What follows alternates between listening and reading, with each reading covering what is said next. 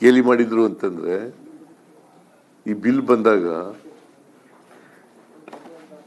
Right to food bill ಬಂದಾಗ ಇದು food guarantee ಅಲ್ಲ, ವೋಟ್ ಗ್ಯಾರಂಟಿ ಅಂತ. ಫುಡ್ ಗ್ಯಾರಂಟಿ ಅಲ್ಲ, ವೋಟ್ ಗ್ಯಾರಂಟಿ ಅಂತೇಳಿ ಟೀಕೆ ಮಾಡಿದ್ರು. ಯಾರು? Mister Murali Manohar Joshi, the senior member of the BJP party.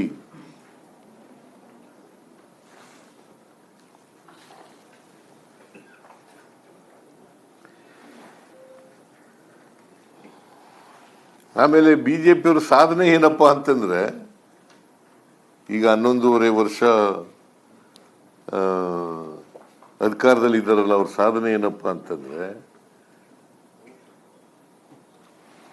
ಯೋಜನೆಗಳನ್ನ ಹೆಸರು ಬದಲಾಯಿಸೋದು.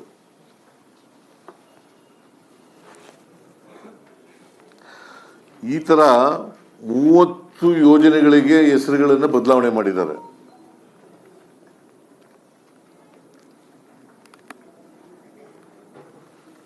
ಅಥವಾ ರಿಪೀಲ್ ಮಾಡಿದ್ದಾರೆ.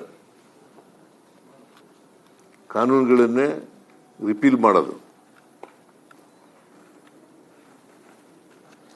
ಈಗ ಉದಾಹರಣೆಗೆ ಹೇಳಬೇಕು ಅಂತಂದ್ರೆ, ನಿರ್ಮಲ್ ಭಾರತ್ ಅಂತ ಇತ್ತು, ಅದನ್ನು ಸ್ವಚ್ಛ ಭಾರತ್ ಅಂತ ಮಾಡೋದು.